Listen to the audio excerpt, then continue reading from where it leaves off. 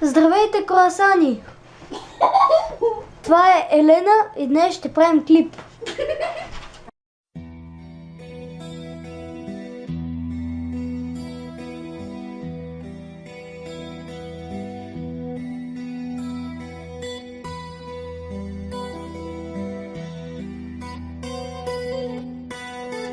Така, ще направим коледен так. Малко е късно вече за него.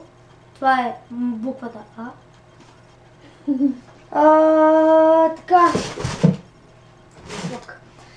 Значи, новата фраза е: здравейте, круасани. Защо ли? Първо, защото обичам да ям круасани и сега ще ви го докажа.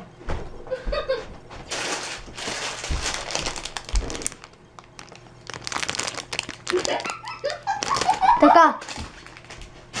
И, да, това е. И, значи, ще направим коледен так. Тук са въпросите за тага. Така.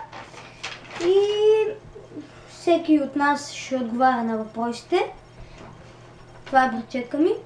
Някои приятели не познават. В смисъл, те, които... Така. Може би видяхте на рисунка. Въпросите са от задната страна на рисунка. Така. Да започваме. Първи въпрос. Вярвате ли в Дядо Коледа? Малко съм голям вече, за да вярвам в Дядо Коледа. Не вярвам в Дядо Коледа, но все пак вярвам в духа на самия празник. И така. Ти вярваш ли в Дядо Коледа? Да. Така, тя искрено вярва в Дядо Коледа. Иначе това е то. Дали ще вярваш в Дядо Коледа, дали ще вярваш в духа на Коледа, то има разлика, но както да е. Така, втори въпрос. Значи искам да предупредя само, че няма да е много дълъг клипа, защото бързо ще отговаряме и така, нали.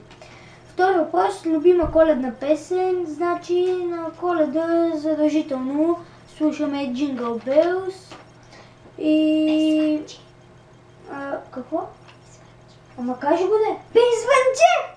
Значи тя слуша Jingle Bells и пей звънче. Аз слушам Jingle Bells и има една песен, която се пее We Wish a Merry Christmas, нещо такова беше. И не знам как се казва, не знам кой я пее и това е. Трети въпрос. Кой е любимия ви филм през Коледа? През Коледа... Всички ще кажат, че гледат сам вкъщи. Да, обаче аз съм гледал поне по 3-4 пъти всяка от сериите и вече ми е скучно. И тя е гледала всяка от сериите и ми е доста скучно. Да, ама аз имам друг филм на Коледа. Тя има друг филм на Коледа, сега ще го кажем. Значи аз гледам... Какво да гледам? Гледам различни филми по Коледа. Моят любим филм беше там за Исус Христос. Имаше един филм много интересен. Още го дава? По БНТ, да? Много интересен филм такъв. Тя каза, че още го дават. Но не съм го гледал тази година. Не знам как се казваше, но е за Исус Христос там. И не го гледам по Коледа. Ти кой филм гледаш по Коледа? Същия. Ето. Така е, това е. Братовчеди, какво ти кажа? Така, значи четвърти въпрос. Какво искате за Коледа? Понеже малко късно правим тага и вече мина 25-ти, нали, вече подаръците отминаха, но ние... Още не ги сме. Значи, ние нали, вече получихме подаръците и понеже няма да кажем какво искаме за Дядо Коледа, понеже вече имаме подаръците, само ще покажем подаръците и... Така, значи това са... Мани толкова красан, бе. Така, това са нейните подаръци. Такова клинове, такова, не знам как се казват, бутуши има. Това е тя. Значи, на мен ми подариха 100 ля. Повече беха. И аз бързо на втория ден реших да ги похарча и за 80 лева си купих това. Волан. Така, с скоростеност. Така, долу са педалите. Не се виждат. Това е кутията. И отново към Елена.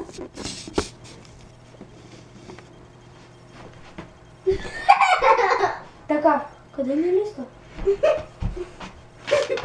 Забравихме си листа на бюрото. Така, добре, да продължаваме. Какво искате? Така, пети въпрос. Кое е любимото ви ястие на бъдни вечер? На бъдни вечер обичам чушките сори с питката, с паричка. Не ям сърми, да си кажа от сега. Значи питката с пара, баницата с късмети, въобще почти всичко. Бобове и така нататък. Ти какво ядеш? Аз ям баница с късмети и питка с късмети и също така чушки с ориз. Същото. Копирачка. Така. После. Шести въпрос. Спазвате ли коледни пости? Не спазвам коледни пости, даже нямам никаква представа кога са коледните пости. В смисъл, знам само, че 40 дни, че са около Коледа на година. Но не знам нито кога почват, нито кога свършват и въобще не постат. И аз изобщо не знам не знам кога са, не знам какво са и не ги върша. Не ги спазваш. Да. И тя не е пост. Така. Така, седми въпрос. Извинете, чета си, но това не би си. Така, седми въпрос. Къде празнувате Нова година? Нова година празнувам тук, в my house. Значи, в my house. Там празнувам Коледа, тук вкъщи, оттатък в другата стая, след стената. Там празнувам Коледа. Тя в принцип живее на не знам на колко километра, но близо е и един час път горе-долу. И по принцип... Повече бе. Разлог е града и значи нали, тя по принцип там си празнува, но идва тук, сега тази нова година ще е тук. Миналата бях тук. Да, така. И проспа заряд. И пиратките. И шампанско. Не можеш да... И аз пих шампанско. Да отбележим. Така пред всичката публика. Пих шампанско. Така, беше гадно. Да. Осмо. Правила. Чакай, какви правила? Извинявам се. Правили ли сте някога снежен човек? Правил съм снежен човек много пъти, но по принцип тук в Кресна, аз живея в Кресна, затова се казваме Кресна блок. Ние, по-точно групата, защото по принцип аз сега снимам сам 10 пътовчетка ми, но цялата група по принцип сме правили всички снежни човеци. И освен това, не мисля, че има човек, който не е правил снежен човек, освен хората, които са в Африка. Чакай! Хората в Африка правят ли снежен човек? Не значение, ти си правил. Аз, да, много пъти с приятели, без приятели, сама. Без сама. С приятели, без приятели, сама, без сама, с мене, без мене. Така, продължаваме. Девети въпрос. Каква елха ползвате? Изкуствена или истинска? Значи имаме изкуствена, имаме истинска. И от 2 години мисля, че ползваме истинска или 1 година, не знам. Ползваме истинска елха, тя е горе на втория етаж. И значи украсяваме я, в момента е украсена, стои горе на втория етаж и между си другото, гледа работа. имах и горе един подарък. Така, ти каква елха използваш? Изкуствена елха, украсяваме я. Имам подаръци под нея. Те, семейството й, използват изкуствена елха.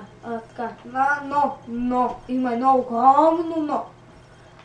Като става огромна буква, само че в ното няма, така че отпада. Значи в момента, когато е тук и на Коледа и на Нова година, тя използва естествена елха, но оттатъка, между другото, сега се сетих, тя каза обаче, не знам какво има. Оттатъка може за също да говори. Има изкуствена елха, която баба и дядо ползват, но ние горе специално си ползваме естествено. А има да е изкуствено. Да. Всъщност май са две изкуствени и една естествена. Няма значение. Да продължаваме. Значи на 10-ти последен въпрос, защото вече клипа става дълго. Не знам, няма значение. 10-ти въпрос е последен, но не на последно място. Даже ако оценя въпросите, би го сложил на първо място. Може би за това е 10-ти въпрос, защото той е обобщаващ въпрос. И какво харесвате най-много в Коледа? Харесвам изцяло празника, духа, коледния дух. Това го споменах в първия въпрос. Харесвам как се събираме, ще кажа как се събуваме. Как се събираме на трапезата. И значи, точно взето, нали, смисъл целият празник харесвам. Най-вече духа на Коледа.